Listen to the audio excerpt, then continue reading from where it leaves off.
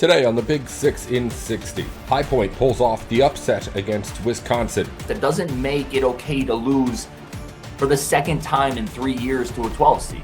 VCU knocks out North Carolina in the first round.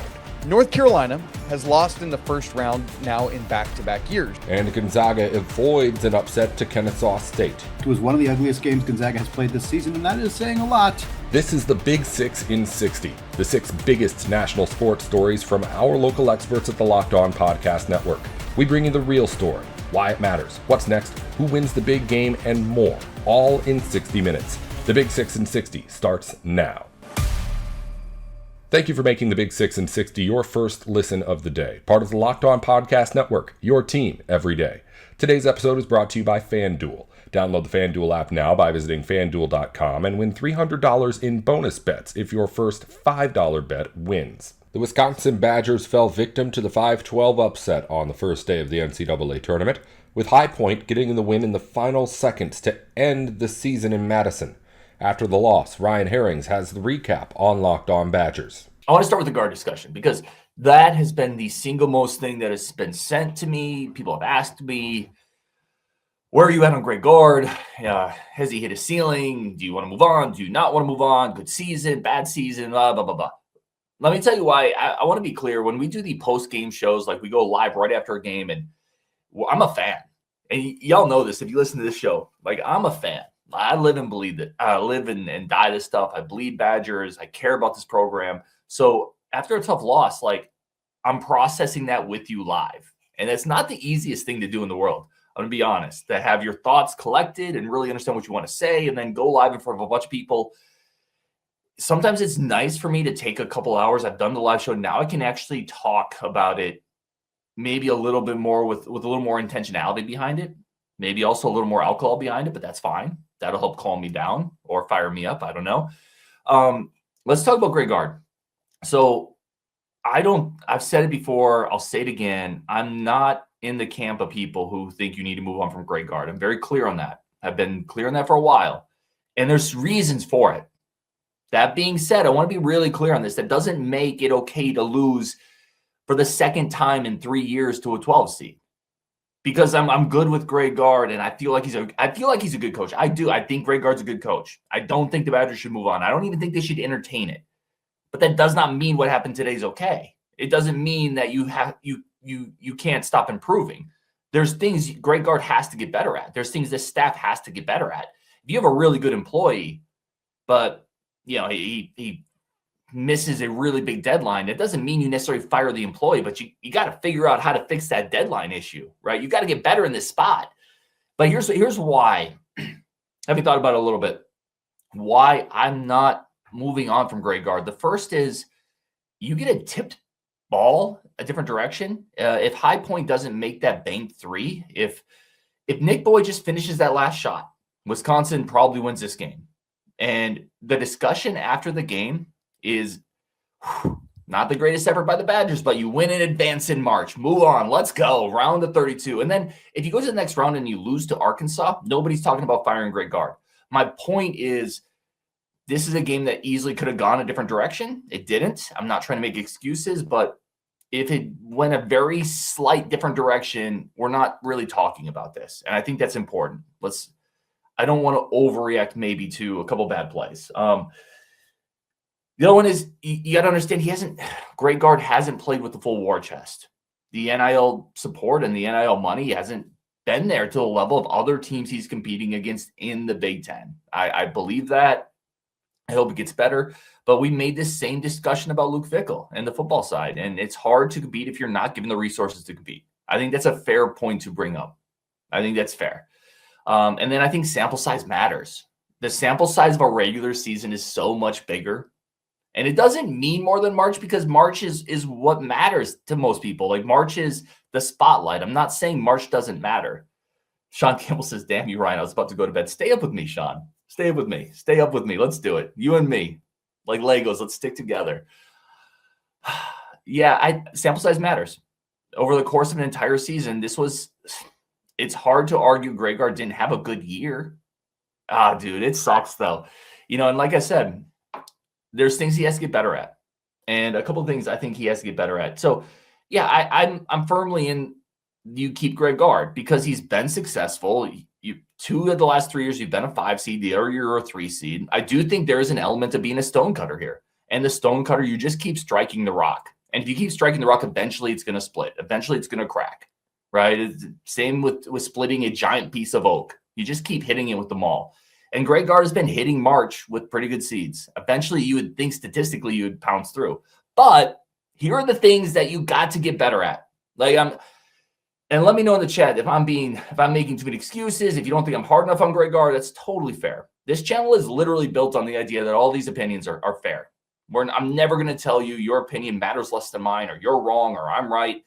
As long as we're respectful, this is a spot for every single opinion. It's always going to be that on Locked On Badgers. But he's got to get better at these situational spots of basketball. That's where Greg Gard, to me, has to improve.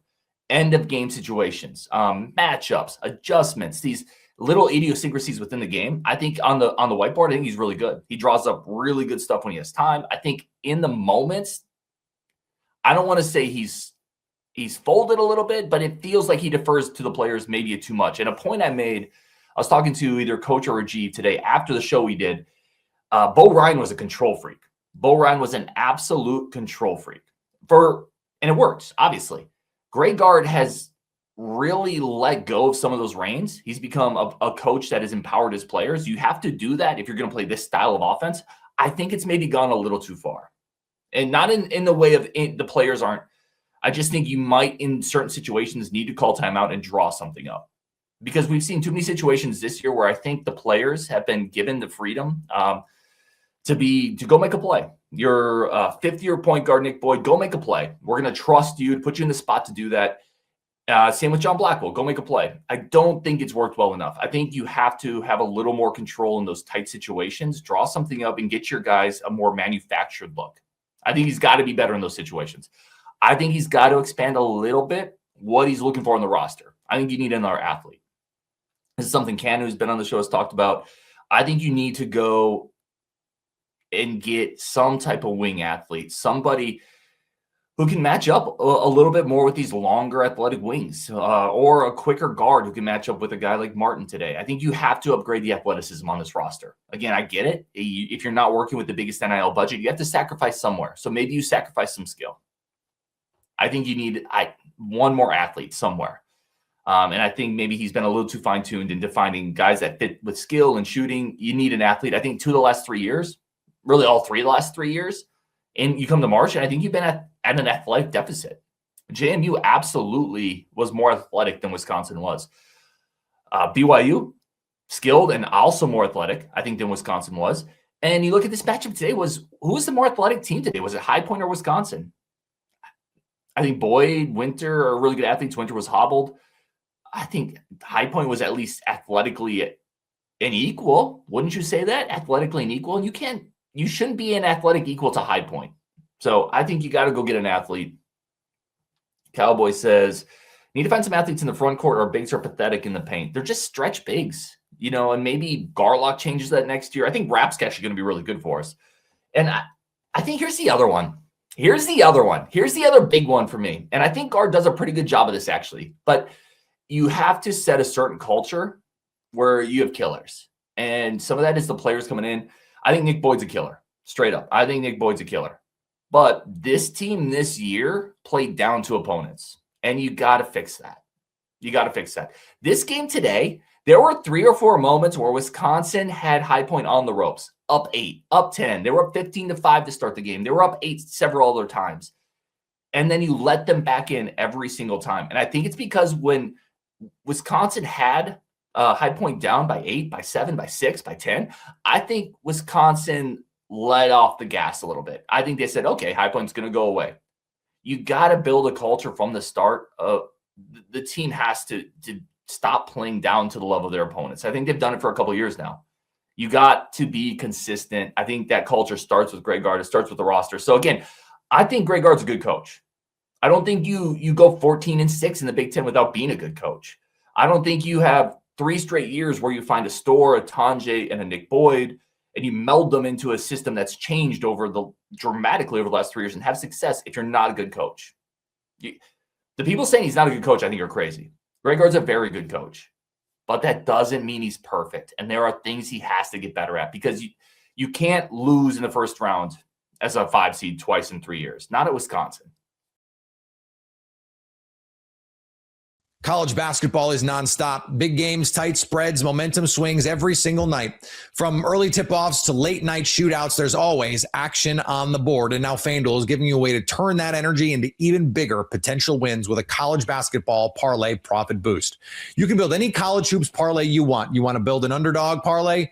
You want to pick a bunch of favorites, put them together, spreads, totals, player props to match how you see the slate playing out. Then you can apply that profit boost and instantly bump up the potential payout.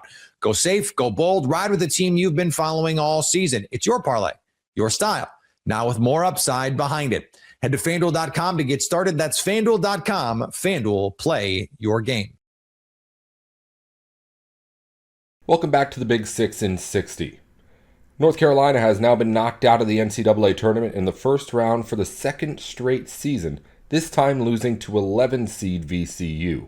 Isaac Shade takes a look at the state of the program on Locked On Tar Heels. North Carolina has lost in the first round now in back-to-back years. And then I was like, well, wait a second.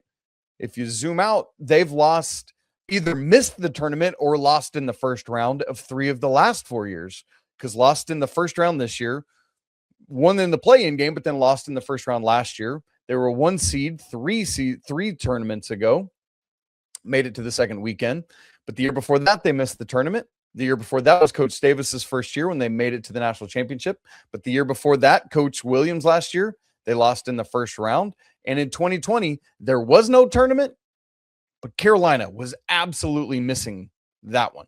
So unofficially, Carolina has either missed the tournament or lost in the first round in 5 of the last 7 seasons. Wrap your brain around that. Like, are you hearing what I'm saying right now? 5 of the last 7 seasons, and yes, I'm including 2020 because Carolina would have missed the tournament. North Carolina has either missed the tournament or lost in the first round. That is pure and simple unacceptable. And look, that's not fully and wholly Hubert Davis's issue. That includes the last 2 years of the Roy Williams era. Y'all.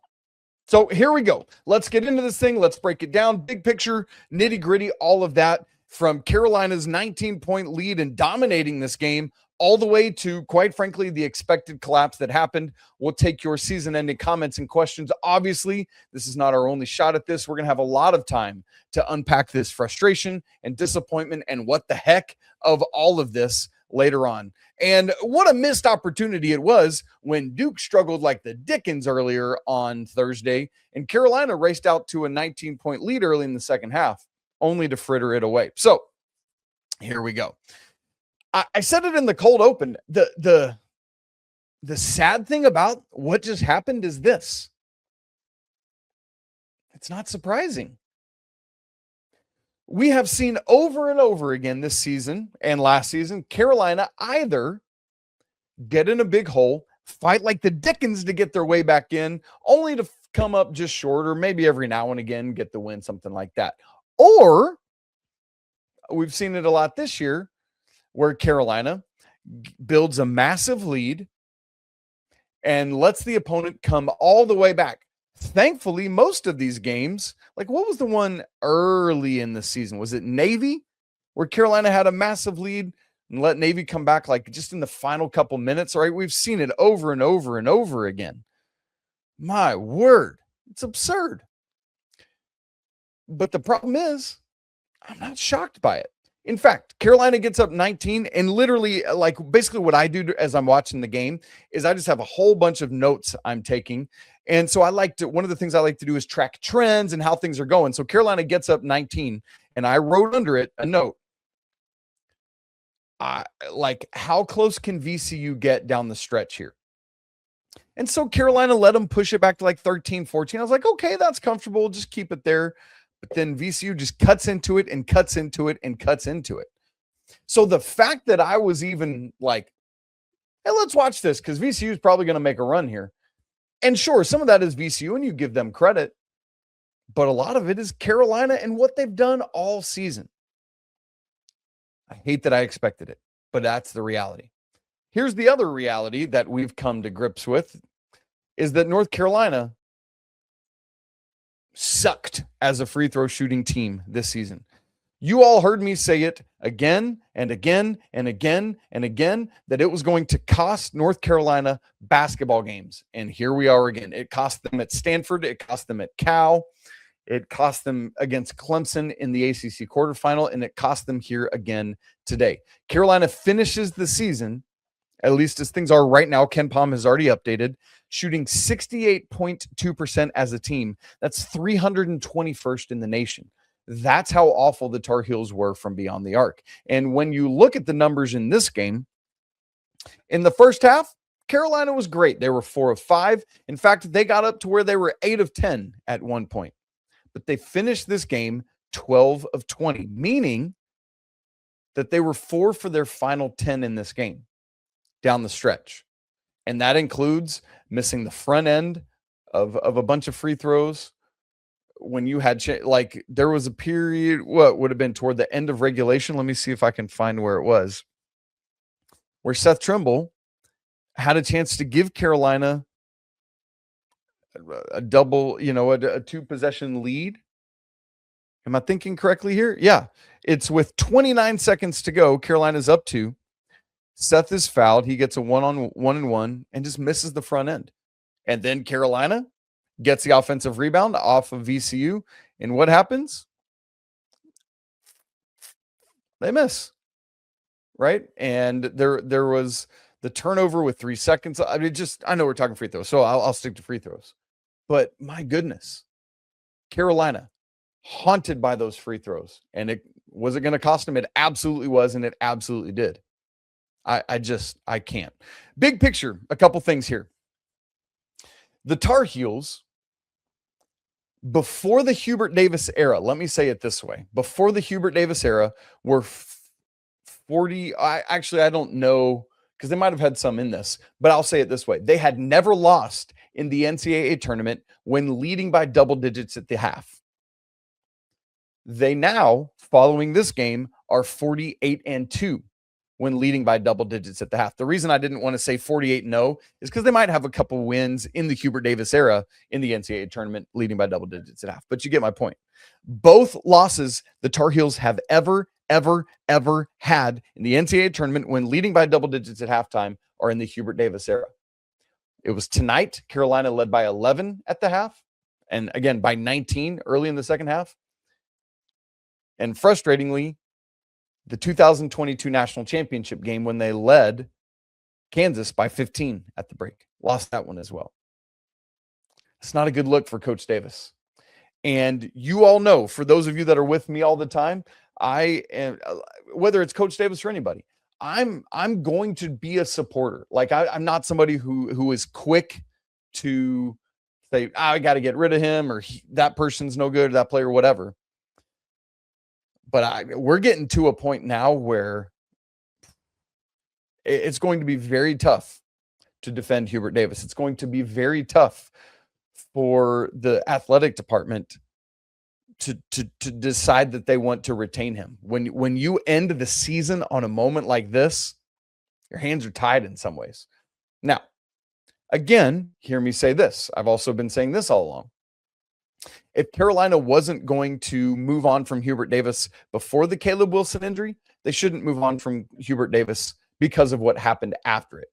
However, that's life sometimes. And so it's the kind of thing where I still don't think I would do it, and I don't think they will.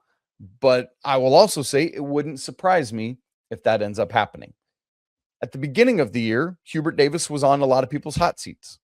Since then, he had done a lot to squelch those conversations by beating the likes of Kansas and Kentucky and Duke and Louisville and at Virginia, etc. But man, with some of the themes that are coming up, I mean, it's a hard pill to swallow. Let me give you one other stat, and then we'll move on and take a break. From CBS Sports' Matt Norlander, VCU comes back from 19 points down to beat North Carolina 82-78. You ready for this? It's the largest blown lead / comeback in the first round of the NCAA tournament in history. One more time, without explanation. VCU comes back from 19 points down to beat UNC 82-78. It's the largest blown lead comeback in the first round in men's NCAA tournament history. And that's what the Tar Heels now have attached to their program. An epic collapse, an absolute meltdown, an embarrassment of epic proportions. And it's one that just so happens to come in Seth Trimble's last game as a Tar Heel. That hurts. And this is something that you will not shake in the same way that you won't shake being the first team ever to start the season ranked preseason number 1 and not make the tournament, to being, do I remember correctly? It's the biggest blown halftime lead in NCAA national championship history, the Kansas game. And now this, like, these type of things keep piling up, and you're not able to divorce yourself from those. That's tough for this program, man. And it is not becoming, it is not befitting of what North Carolina basketball is. Things have to be better. Gonzaga has had an up and down season, and the Zags almost saw it come to an end in an upset to 14 seed Kennesaw State Thursday. They could not pull off that 14-3 upset, though, and Andy Patton goes over the details of a tough victory on Locked On Zags. It was not pretty. In fact, it was one of the ugliest games Gonzaga has played this season, and that is saying a lot because Gonzaga has played some sloppy, ugly games, particularly in the last stretch of the season without star forward Braden Huff. And so many of the challenges that we have seen from this Gonzaga team reared their ugly head on Thursday night at the Moda Center in Portland, Oregon. It was an epic day of basketball in Portland. You got High Point upsetting Wisconsin. You got this epic Texas BYU game that we'll get to later. Big wins for Arkansas as well. Lots of fun stuff. But man, the nightcap was not for people who tuned into this game, who are used to watching the 2019 Gonzaga team and the 2022 Gonzaga team and the national this is one that didn't look like that team. Gonzaga ends up getting the win here. 73-64 is the final score, but it was an absolute slog of a basketball game. Gonzaga scores just 33 points in the first half, and they were down like 14 of the 20 first half minutes in this game, and they went on a 10-0 run in the final, I think, 90 seconds or so of the first half to take a 4-point deficit into a 6-point halftime lead. It was punctuated by a made three from Davis Fogel, which was Gonzaga's first made three of the game. They went 1 of 9 in the first half and pretty much not any better in the second half. Finished this game 3 of 18 from beyond the arc. We're going to take a look at the good and the bad things in this game. The good thing, got to give a shout out to Jalen Worley. Jalen Worley has 2 double-doubles this season. His first came in that road game against San Diego back in late December. His best game of the season. He had 22 points, 14 rebounds, and was the reason that Gonzaga won that game. His second double-double came tonight against this Kennesaw State team. And again, for Worley, he's been out since early, but not out. He's been not at full strength since early February in that game against the Portland Pilots, which Gonzaga lost. He suffered a quad contusion and was not practicing very much for this team and has been, in it, his playing time plummeted. He was playing like 32 minutes a game since Braden Huff had been hurt, and that dropped to about 15 minutes per game for the last 5 or 6 weeks. He missed 2 regular season games. He played 39 combined minutes for Gonzaga in the WCC tournament. And then, as Mark Few says before this game, he's about 90%, and he looked great.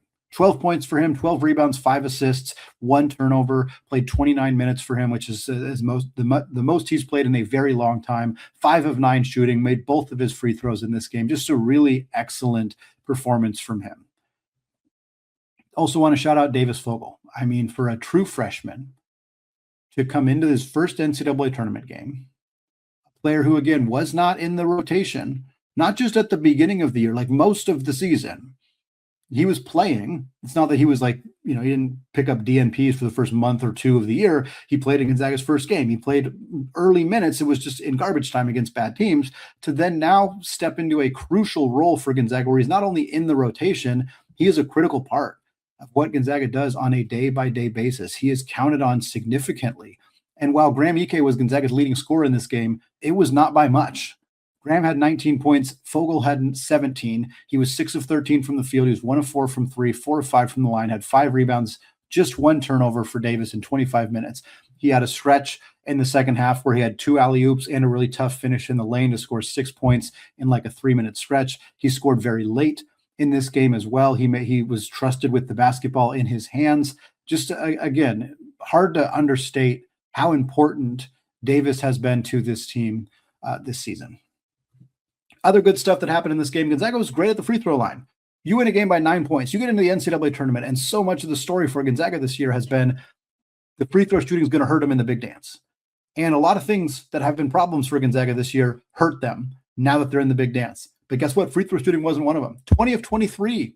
20 of 23. That is 87% from the line. If Gonzaga shot the way that they have shot this year at times, 11 of 23 would be on the far end of like, wow, that's a really bad performance. That'd be a tie game. We might still be at the Moda Center right now had they shot 11 of 23 from the line. But they shot 20 of 23. That included Graham Ike going 7 of 8. That included Davis Fogel going 4 of 5. Tyon Grant Foster went 3 of 4. Mario Worley and Innocente all went 2 of 2. That is how you get to your phenomenal 20 of 23 shooting from the stripe, which they needed desperately in this game. Gonzaga also had a big rebounding advantage, 45-34, out-rebounded KSU by 11. That wasn't the case early in this game. In fact, I noted this while watching the game. There was at one point in the first half, at about the 7-minute, 17-second mark remaining in the half. At that time, Kennesaw State was out-rebounding Gonzaga 19-13, I believe it was. And then at halftime, I noted Kennesaw State still has 19 rebounds. So they didn't get a rebound in the final 7.5 minutes of the first half. That was when Gonzaga shut the door. That was when Gonzaga turned a 4-point deficit into a 10-point lead. It's because every shot that went up, Gonzaga gobbled it up. Graham had a great game on the glass. Worley, again, had a great game on the glass. Fogel had 5. Tyon had 5. Innocente had 4. They desperately, and again, Kennesaw State not only went the last 7 minutes of the first half without getting a rebound, it was about the 14.5-minute mark, or excuse me, the 16.5-minute mark in the second half before they got their first rebound. It was 11 minutes and 35 seconds of game time between rebounds for Kennesaw State. That is crucial for Gonzaga to do this against a team, again, that we talked about coming into this game as one of the best offensive rebounding teams in all of college basketball. And for a kind of a plucky mid-major team, they are big and physical and push people around, and they don't get bodied on the glass very often. And one of the key reasons, if not the key reason, that Gonzaga won this game was that they dominated on the boards. Some not so good stuff. Gonzaga's three-point shooting was horrendous.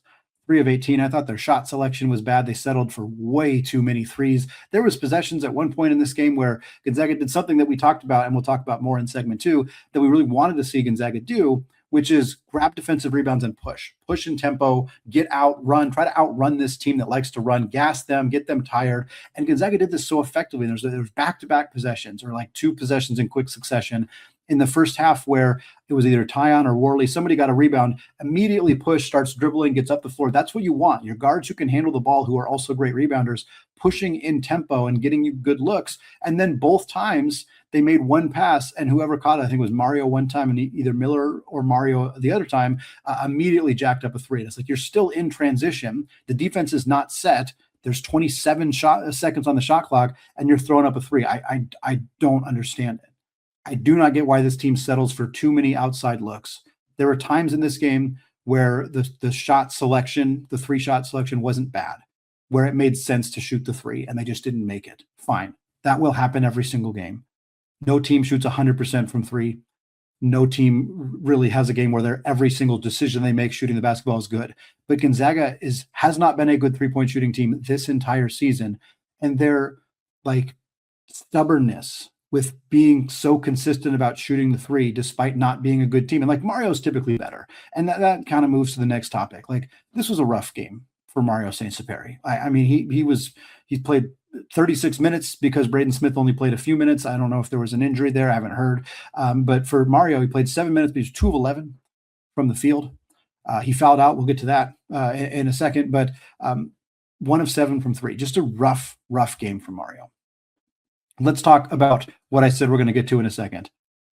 The end of this game was one of the most mystifying, confusing, frustrating situations of the ref show that I've ever seen in my life. Those of you who are regular listeners to the show know that I very rarely complain about officiating. I rarely talk about officiating other than from the perspective of like, oh, they called a tight game, or, oh, they let them play, but rarely complaining or, implying bias or anything like that. But I don't know what the hell that was in the final 3 minutes of this basketball game. For those who missed it, I will give a very quick recap. There was a possession where Graham Ike had the ball on the block. He turned within his cylinder like you're allowed to do with the basketball. And truly, this is going to sound exaggerated, but it is not. The Kennesaw State player ran full speed directly into Graham Ike's elbow. Like the contact was not initiated by Graham. It was initiated by this player's forehead right into Graham. And he buckled hard because it hurt. Like he was not faking it. He got drilled very hard by Graham's elbow, but it was him initiating it. They blew the whistle. They called a foul on Graham. That is bad. It was the wrong call. But I get that. A foul being called on Graham right there, while it is the wrong call, is something that happens. They miss calls like that, whether it's a block charge that just goes the wrong way or whatever. But then they went to the monitor to look at it. And I assumed that they were going to look at this, realize in the moment, oh, we screwed up. This shouldn't have even been called a foul on Graham. They can't pull that back, but they would have said, okay, it's no flagrant. We're going to move on. But instead, they assessed a flagrant on Graham Ike, which was baffling. Truly, I mean, everybody in the stadium saw the replay. We saw the same thing that they were looking at. I don't know what the broadcast was saying, but I could not believe that they called a flagrant foul on Graham Ike in that situation. It was truly astonishing. College basketball is nonstop. Big games, tight spreads, momentum swings every single night. From early tip-offs to late night shootouts, there's always action on the board. And now FanDuel is giving you a way to turn that energy into even bigger potential wins with a college basketball parlay profit boost. You can build any college hoops parlay you want. You want to build an underdog parlay? You want to pick a bunch of favorites, put them together, spreads, totals, player props to match how you see the slate playing out. Then you can apply that profit boost and instantly bump up the potential payout. Go safe, go bold, ride with the team you've been following all season. It's your parlay, your style, now with more upside behind it. Head to FanDuel.com to get started. That's FanDuel.com. FanDuel, play your game. Welcome back to the Big 6 in 60. The Lakers beat the Heat last night thanks to another huge game from Luka Doncic. Luka scored 60 to get the Lakers to 45-25 on the season, and the Kamenetsky brothers have more after the win on Locked On Lakers. Andy, I just feel like we might want to start with Luka Doncic, who dropped 40, looked pretty good in Houston on Wednesday night, and was even more spectacular on Thursday, 60 points. And not just 60 points, man. Some of the shots Luka were making were ridiculous. Like ridiculous in terms of degree of difficulty, ridiculous in terms of audaciousness, and like ridiculous in a you cannot stop him. You could tell Miami was just like, God damn, man. like just after a while, you could feel them being like, this dude is not going to stop coming at us. Like the last three hit, in the fourth, I believe. I think it was his last three. He was wearing Davion Mitchell, who is a very good defender. Like, and it was like basically hugging him. And hugging him close. Not just hugging him close to the corner, so he's got very little space. He was twisting. He could have gone out of bounds. It actually took me a second to even realize that he shot the ball because he had it so little before the shot went up, and Mitchell was draped all over him to the point I was like, wait a minute, what just happened? Like, unreal display of shot making by Luka in this game. Like you said, 60 points, 18 of 30 from the field, 9 of 17 from behind the arc. And again, some of these threes were difficult, deep, very contested, 19 trips to the line, made 15 of them. The Lakers, particularly in the first half of this game, and the first half, first quarter, the Lakers looked every bit like a group that arrived in Miami at 5 or 5:30. Like, the effort was there. It's not like they looked necessarily dead-legged. They looked like a group that had been woken up from mid-sleep, told to go play basketball in 5 minutes, and it's like they were playing in a fever dream state. Like they didn't actually quite believe that this was reality as opposed to like one big collective dream or a simulation. It took them like a quarter and a half, and then I think really halftime to get their bearings, get a second wind. They controlled the second half of this game.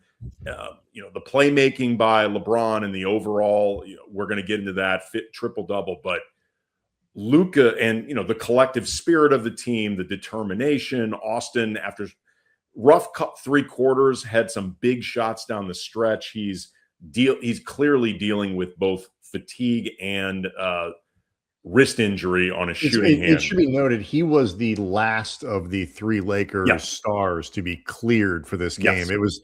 It was a couple hours before game time when it was announced that Luka and LeBron were going to play. AR was basically game time, and so that says he was, of the three of them, the diciest to go.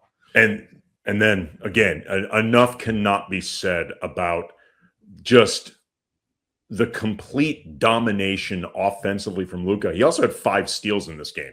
Like, he was really disruptive defensively, continuing a trend. And the Lakers have now won 8 straight games. Again, other than maybe San Antonio, you could argue they are the hottest team going in the league right now.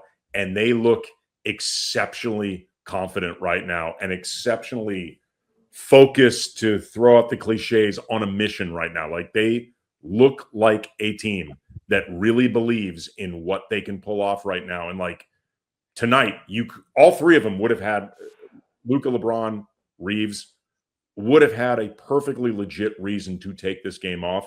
And it felt like, among other reasons, they were like, we got a good thing going. We don't want to break any rhythm, any momentum. What? And you mentioned the top of the conference, like the Lakers, San Antonio, and OKC are a collective 28-2 in their last 10. Each of their last 10 games, you combine their records, 28-2 among those three teams. But you look at what the Lakers have been able to do relative to the rest of the conference over the Lakers' last 10 games. Okay, haven't gained much on the top two teams, but they've gained 3 games plus the tiebreaker on Minnesota. They've gained 5 games plus the tiebreaker on Houston, and 4 games plus the tiebreaker on Denver. So they finish Thursday's games, and they've got what amounts to a 3-game lead against Minnesota, who are going to be without Anthony Edwards for a few games, a 4-game lead against the Rockets, and a 4-game lead against Denver. And so, this is they are, you can't say, Andy, that they've put themselves in a position where they've got that 3 seed, but it is 100% their seed to lose at this point. Especially given how many games they've got left against the supreme tankers in the Western Conference. And, this was a game, we'll get to LeBron in a second, though, that sometimes your superstar just delivers you a game, and your team gets in at 5:30 in the morning, all this stuff. Like, this was a game like that. Luka delivered them a victory, not entirely single-handedly, but kinda. I don't want to say single-handedly, just because, right? You know what I mean, but like, no. I mean, just I don't want to diminish, if nothing else, just the collective determination of this team, for sure, given the circumstances. And LeBron had himself a hell of a. He went for a long time, 100% from the floor. Like, his first 7 shots. Yeah, continuation of what he did in Houston as far as just supreme efficiency. Finished 8 of 12. Had a very, very strong game. But as far as we are not going to lose this game because a superstar said, I'm going to will this in a very specific superstar way. Yeah, they got that from Luka tonight. Yeah, absolutely. And the fun thing about let me rephrase that. Not the fun thing about it, because there's more than one fun thing about it.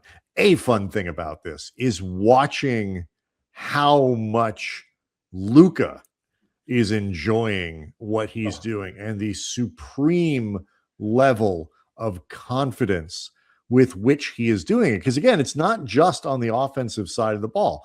I mean, I think the Lakers in the first half defensively were just sort of trying to keep up. You mentioned it earlier in the segment, but like Luka's still working defensively through all this stuff. He's dialed in. He's doing all the stuff. And it is so much fun to watch a guy who knows that the other team can do nothing to keep him from getting to where the ball may not go in. Okay, fine. But like, it's not going to go in because of them. I might make a mistake, but they're not doing anything to stop me. And you can just see it. And it's so much fun, and it's elevating the team. Well, the entertainment factor you're talking about, like how much fun it is. Luka's teammates were incredibly excited. Like, they all rushed him when the game was over. They knew it was 60. Like, he had an opportunity to hit 61, but he missed one of the two free throws at the end. And you could see the entire bench like they were mad for Luka. Well, they were all like, woo, when he got fouled with 14 seconds left. They were like, oh, he's going to get it. But also, like, some of the entertainment factor and the fun is Luka, and he's always been known for jawing with the crowd, talking to the courtside fans. And he's now, because he's on just this incredible role, it's like he has to raise the showmanship of that every single game. He's gone from like merely talking to, in this game, like after one of the threes, he was doing actual finger guns to the crowd. Like a couple games from now, he's going to be like breaking out sparklers and props and doing like a can dance. 17 backflips on the way. Yeah, I mean, like, for real, like he's handsprings. He's going to have to keep pressing this thing up, and I think he wants to. Like he is really leaning into the theater of it all. And to your point, it raises the spirits and the fun factor for his teammates. Like, there is a real work hard, play hard thing going on right now. Yeah. College basketball is nonstop. Big games, tight spreads, momentum swings every single night. From early tip-offs to late night shootouts, there's always action on the board. And now FanDuel is giving you a way to turn that energy into even bigger potential wins with a college basketball parlay profit boost. You can build any college hoops parlay you want. You want to build an underdog parlay? You want to pick a bunch of favorites, put them together, spreads, totals, player props to match how you see the slate playing out. Then you can apply that profit boost and instantly bump up the potential payout. Go safe, go bold, ride with the team you've been following all season. It's your parlay, your style, now with more upside behind it. Head to FanDuel.com to get started. That's FanDuel.com. FanDuel, play your game. Welcome back to the Big 6 in 60. The Spurs clinched the playoffs last night behind Victor Wembanyama's 34 points. Casey Vieira has more on Locked On Spurs as San Antonio preps for its first postseason since 2019. On the heels of the San Antonio Spurs' first playoff berth, playoff clinching win since 2018-2019, on the back of Victor Wembanyama, some clutch time heroics. You wouldn't have it any other way. Some fourth quarter dynamic showings all the way around from these guys on an evening, my friend, that was not looking the Spurs way. It felt like we were going to have to put the champagne on ice for at least a couple nights longer until the Pacers get into town this weekend. Not the case. The San Antonio Spurs are heading back to the playoffs. Victor, San Antonio, the city of San Antonio, we are back in the playoffs.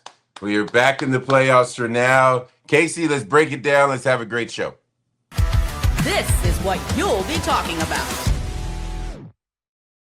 On an evening we are going to be talking about for many of years, when the Wemby files are dead and come to a close and we put the book on Victor Wembanyama. Tonight is one of those nights. It didn't start out great. Stephon Castle was a late scratch with a hip situation. And his absence against this Suns team that right now, if everything stays chalk and the higher seeds were to win in the playoffs, they're the 7th seed. This would be a first-round playoff series.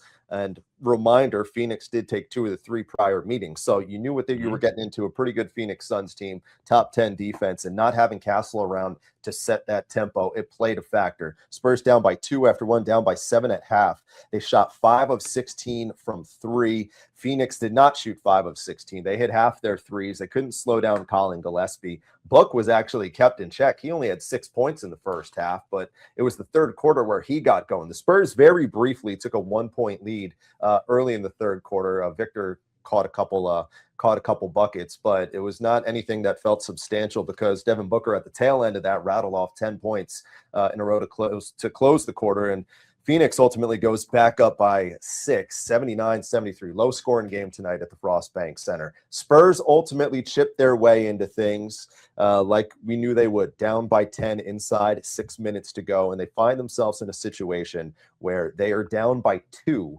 Down by 1, rather, with 11 seconds to go. It sends Rasheer Fleming, the rookie from St. Joseph's, Phoenix's rookie, sends him to the free throw line with 11 seconds remaining. He misses them both. Spurs take the timeout. Victor gets his look. That elbow extended, that free throw line extended jumper, knocks it down with 1.1 seconds left to go. The desperate heave from Booker off the mark, and as a result, a 101-100 victory sends the San Antonio Spurs officially, we knew it was coming, but officially back to the playoffs. Wemby 34-12, 12 of 12 from the free throw line. Fox with 23, 7 and 3, Champagnie 14, Devin Vassell 12, Booker finished with 22 for Phoenix. The WemVP agenda, the WemVP push, whatever you want to call it, in its fullest effect tonight. And sometimes when nights are not going your way, they only shot 42% from the field, didn't even hit a third of their three. Sometimes you just need the best player on the floor, best player in the league to do something. And he did that tonight. Yeah, definitely. So the first thing I want to talk about is Stephon Castle. Got to make sure that hip's okay. The way he plays and what he means to the team. Hopefully he'll be back on the floor Saturday. All right. Number 2, Phoenix. This Phoenix team.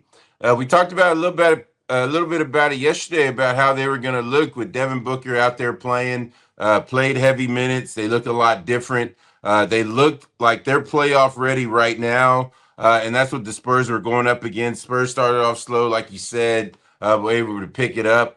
And I think I was like everybody when Wemby was sitting there at that elbow. I mean, it's going down 7-6. I mean, I'm yelling, go, go, go. And he just steps up, knocks it down, and takes us, guarantees we're going to be in the playoffs, one of the top 6 seeds. So just a great night in the fact that the excitement's going to be here. Fiesta's coming. So, Casey, this is a great time to be here in San Antonio. Yeah, for sure. I mean, you know better than me. You're originally from here. I've been living here since 2018, fall 2018. So, and then I started working in the media in this area at the end of that postseason run. So the running joke that I've had with me and you know this, me and my social circle, is that ahead of this of this season, the Spurs hadn't made the playoffs since I had gotten here. So, you know, clearly things went hand in hand with me working in sports media for those 6 years. The Spurs finding their way back to irrelevancy for that time. So I'm good. I can finally shake the blame. So shout out to Victor at that. I can shed that label at least with what I see. Well, what it is the big factor, Casey. The fact that we're doing this together balances us out. Yes. I got the chip, and then you've never been a part of the playoffs. So what it's going to be is you get ready for April. You got to get ready for this. Oyster shooters and Spurs playoff basketball. Yeah. Well, I mean, Fiesta, you know, that's a different story. I used to live in Southtown, man. That was right there. Oh, okay. You know? All right. Yeah, I mean, then Fiesta, you're good. I know that part. I mean, I know Nyosa. Yeah. Style back a little bit when you got a 2-year-old running around the house, you know, that changes things a little bit. But no, I got that part down. Playoff basketball, that's foreign to me, but thankfully not going to be the case anymore. Hey, listen, we're going to be talking about the Victor side of things, like I said, for years to come after the moment that we got tonight. But it was an effort by Devin Vassell that really turned this game for the better. Time to reveal where the game was won or lost. It's the turning point. Because reminder, like we said from the jump, Stephon Castle did not play in this game. He was a late scratch, and that would, of course, been Devin Booker, of course, would have been Steph's assignment. Book did what he did for the most part through the first 43 minutes or so of change, whatever you got what I'm going for, until the final 6 minutes of the game. At 5:27, he had his final made field goal attempt. At the 5:27 mark, the rest of the way. And Vassell deserves a majority of the flowers, but flowers collectively for the team as a whole. Book didn't make a shot inside the final 5:27 after that. He only took 3 shots during that time frame. And a big effort to what Devin did on that aspect of it, having his number called in that situation, going up against one of the best scorers in the league. The defense collectively, schematically forced the ball out of his hands. And that's something we're not going to be talking about probably outside of this show, outside of tonight. But that stuff, Victor's moment, doesn't happen this evening if it's not for that type of effort. Well, I'll tell you what, Coach Mitch, when he gets into the film room, there'll probably be about 2 or 3 clips on there inside that 5-minute mark that you're talking about. And what it does for Coach Mitch is, when you have a guy like Castle out and Vassell steps up, now that adds something that you can look forward to in the playoffs. Another thing you saw Coach Mitch do with Carter Bryant out there. So Mitch is starting, and we know that he has a good heartbeat on his basketball team, but to see Devin Vassell do that, it makes me look forward to the playoffs, knowing that you'll have Castle and Vassell out there, as well as Carter Bryant. Glass half empty side of things aspect of it was the fact that for 43 minutes they didn't really play particularly well. And we were really on the verge of saying of this conversation kind of turned into one of those deals where we're looking at Phoenix like, okay, this is the only squad that would have beaten the Spurs, and thank goodness not the case 3 times this year, because no team has actually done that. The Suns were looking to do that. What did they do tonight that maybe got this Spurs team so much out of their rhythm to the point that they found themselves looking up and thankfully getting up off the mat? But what was it tonight in your mind that might have been different or might have been similar to what we saw when they got the best of them the previous 2 meetings? Well, let's go back to when they left Sacramento. A lot of times, let you guys in on a little secret. A lot of cities, wherever the next destination is, will leave that night. But since they were coming from Sacramento, they stayed, and that's getting here midday yesterday. So that's 3-hour flight. You're still a little sluggish from that. You try and shake the cobwebs off once the game gets started. But Casey, like we saw tonight, they just couldn't get anything mustered up until the end. But as far as the Phoenix side of everything, no, that's what you're going to see. Their head coach is doing a great job of having them prepared. They're going to be, right around that 7-8. You don't want to slip 9-10. But my point is you're going to be in that play-in game. So you're going to have to go on the road, and then you're going to have to, win a couple of games to get to a series. All right, so it's a lot on their plate. So he has them prepared right now. So I didn't expect Phoenix to come out here and just lay it down. I expected Phoenix to get play the way they did. And guess what? They'll get Dylan Brooks back soon, and that'll make them even better. Yeah, Brooks been out with that busted left hand. Looking in all likelihood that they are going to be representing the 7 seed. And if I'm not mistaken, I think I saw someone tweet earlier today, someone from The Athletic, and this kind of feels like it checks out. The Suns have been in the 7 seed since the end of November. They just haven't moved. Yeah. That's crazy. I might have to wild. check. Yeah, but it's an extended period of time. Maybe not November, but it's been months. Like they haven't been able to crack the top 6, but they haven't bottomed out to the point that they're in the 8, 9, or 10. Right now, Denver is currently 3 up on them in the 6th spot, and Phoenix is 5 up on the Clippers for 8. So again, it looks like at least for another 3 games, they're going to be staying in the 7th spot, but we'll see. Coach Otto over there has done a pretty good job, because that Suns team, completely different pivot. They're now defensive minded. They've done a good job. They've given the Spurs a whole lot of fits this season. Speaking of the fact that they took 2 out of 3, but they couldn't take 3 out of 4 because it was Wemby's night tonight. Another moment that he creates, another moment that's going to sit with Spurs fans in this city, not only in this city, all across the world, for a very, very long time. Game winner, 1.1 seconds to go to send the Spurs back to the postseason for the first time since the 18-19 season. Around here, they're calling it the WEM-VP push. Understandably so. That's when you have a very pun-friendly name. They're going to do that and be very good at your job, which he does. College basketball is nonstop. Big games, tight spreads, momentum swings every single night. From early tip-offs to late night shootouts, there's always action on the board. And now FanDuel is giving you a way to turn that energy into even bigger potential wins with a college basketball parlay profit boost.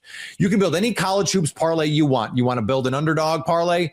You want to pick a bunch of favorites, put them together, spreads, totals, player props to match how you see the slate playing out. Then you can apply that profit boost and instantly bump up the potential payout. Go safe, go bold, ride with the team you've been following all season. It's your parlay, your style, now with more upside behind it. Head to FanDuel.com to get started. That's FanDuel.com. FanDuel, play your game. The Hornets have won 4 of their last 5 games, including the latest win over the Magic. Walker Bell and Doug Branson recap that victory on Locked On Hornets. It was party time at the Hive tonight. Boy, we celebrated. It was a lot of fun. Doug, what are you writing down over there? I wasn't writing anything. I was just, I needed to do some work to get the old big dub hat back into working condition. The W was all shifted to one side. I mean, it's been so crazy. I've had to wear this thing so much. I mean, we would go stretches of the big dub hat being on the shelf for weeks, nay, months without being worn. And now, I'm testing the limits of the, wherever I got this from, the Halloween store, something. I'm really testing the limits of it. And it was a little janky. So I had to fix it up. You know what? I actually remember where we got it, because we got B costumes for passing, I don't know, was it 5,000 subscribers when we said we're up to 11? We're up to 11,000. We're up to Hornets helping a little bit with that. That was always the thing that needed to happen, was the Hornets winning basketball games, and they're winning basketball games. Nay, how about another nay for you? We're horsing around here. Nay, they're destroying teams in these basketball games. They beat the Magic. They beat them and really separated themselves in the second half, really second quarter, and then poured it on again coming out of the locker room. How about the Hornets scoring 130 points, which I mentioned it on the broadcast that I could not hear Eric because I made my transition down the stands to the tunnel where I have to wait before I do my hits. And I had to imagine as soon as that game went final, Eric has to be going ballistic. 130, it's phenomenal stuff. Well, so you haven't heard you didn't hear anything about the broadcast. You don't know what happened at the end? Oh, there's something here. Oh, I'm so happy. No, to let you guys know, I do not hear. I get up about at the 2-minute mark, give or take, maybe like anywhere from 1:45 to 2:30 left in the second quarter to do halftime hits, third quarter to do fast breaks, fourth quarter to do post game. So I don't get to hear what Eric and Dell and Terrence, in this case, I don't get to hear anything they're doing. Oh man, I'm excited. There's something here for me. Well, this is why you and I are such a great team, because I get to watch from the comfort of my couch. You're on the front lines. We get the 2 different perspectives, which will really help later in the show when we talk about the Del Curry experience as well, because you were there. I got to see it on television. So on the broadcast, Eric noticed the 130 and had been sort of campaigning for them to win by 30. And he said, oh my God, they have 130. And he said, this was like with under a minute to go. He's like, I don't want to cheer for a Hornets miss, maybe a turnover. And then literally as soon as he said that, they almost turned it over, but Pat Connaughton recovers, gets it to Xavier Tillman, who goes to the free throw line. Yes. So then Eric is kind of silent. Again, he doesn't want to cheer for Xavier Tillman to miss the free throws. It's a little bit of an awkward moment. So then what Eric Collins does, I'm not accusing him of anything. Okay. I will say he was making a big deal about the fact that it was Xavier Tillman's first free throws and really hyping him up as a good free throw shooter. I'm not saying that he was trying to put the announcer jinx on him, but Xavier Tillman did miss 2 free throws and saved 130 for the Charlotte Hornets. So it was a very funny moment. I made the point about the 130 in the postgame show, and I had completely forgot. It just separated itself from my brain that X had to miss 2 free throws to hang on. And it was funny because I saw Miles Bridges and some of the guys on the bench. X goes in the game, and they were pulling for him to score. And they wanted him to make a couple freebies. And, of course, he enters the game during garbage time, and he doesn't do it. But it's so great. 130. Eric you're right, he had been campaigning to win by 30. He wanted 30 everything. He wanted the game to be tied at 30. And sure enough, we end up with a nice 30 moniker here, a title of 30 somehow, some way. 130, it's phenomenal. So they win 130 to 111, and it was the guards. Hell, it's March Madness around here. And everybody wants to talk about guard play. Guard play in this game was sensational. Doug, I thought first half LaMelo, he continues to just have such a synergy with the basketball. He and the basketball are on the same wavelength right now. He knows where it's going to be defensively, taking the right gambles. Doesn't matter in fast break opportunities. LaMelo just almost has this spidey sense where time slows down. He knows where it's going to be, and then he goes and grabs it, turns defense into offense. He even throws the ball. Speaking of Spider-Man, it's almost like he shoots the basketball with a web right into Miles Bridges' face in transition, right on the money in the first half. Just total control of the basketball. He was a Harlem Globetrotter. And then we get to the second half where that's when Kobe and Brandon really start to pour it on. I just thought that trio, especially Brandon hitting outside shots, finally got some of the 2 balls going for Brandon. 8 assists in this game for Brandon Miller. What'd you think of the trio, the guards, all of it, with a huge win on Del Curry night? Got to give it up to LaMelo because Desmond Bane was grabbing his jersey, grabbing every body part he could get his hands on. Like, Bane came into this game thinking, I'm going to really mess LaMelo up.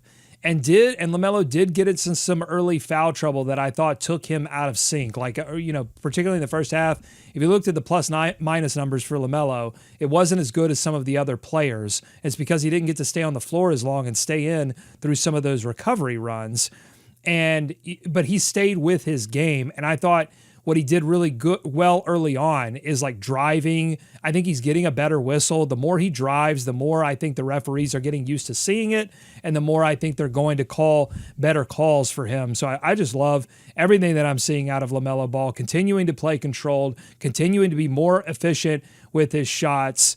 It was great. And then Brandon turning it on in the third quarter, really this could have been a close game. I mean, even though it seemed like Orlando was really taken out of the game in that second quarter, Jamal Mosley gets thrown out of the game. It was like everybody was just outside of their head in this game. I thought both teams were going to be that way. I thought there was going to be a fight because these two teams looked like they were ready to scrap. The Hornets kept their head, which again, I think they've learned, through the process of the Detroit situation, the Miami game that they just went through. I think they're learning how to control themselves. Orlando couldn't. They took themselves out of this game, and Brandon in the third quarter was more than willing to put him in a coffin. I'm glad that you brought that up because it was funny you bring up Detroit. Musa was trying to play peacemaker a couple times, and which is hilarious. Yeah, hey guys, it ain't worth it. Calm down. It's real, especially the dudes with these contracts on my level. It ain't worth it. That's real money. You're going to end up losing. That ain't smart. So he's been playing peacemaker, and you're right. Desmond Bane, I don't know if we know Ball well enough. I know Desmond Bane has been talked about as a pest before. I don't think I realized it was that bad. He's constantly crying to the refs. He's screaming. You could hear the hot mic. I don't know if it happened on the broadcast for you, but you could pick up Desmond Bane falling to the ground and yelling like he just got destroyed a couple of times. Desmond also, I think he and Brandon got into it a little bit. Desmond was in there to just mess some things up, and he had a couple of fun stretches offensively. But yeah, that was an interesting game from Desmond Bane, who's really just trying to mix it up with a lot of different people. That's all for today's Big 6 in 60. If you follow basketball, football, or college sports, the Big 3 in 30 has a half hour on the biggest news in the NFL, the NBA, and on campus, going up every weekday just like this one. Just search the Big 3 in 30 NBA, the Big 3 in 30 NFL, or the Big 3 in 30 college, wherever you're listening or watching now. Thanks again for tuning in to the Big 6 in 60.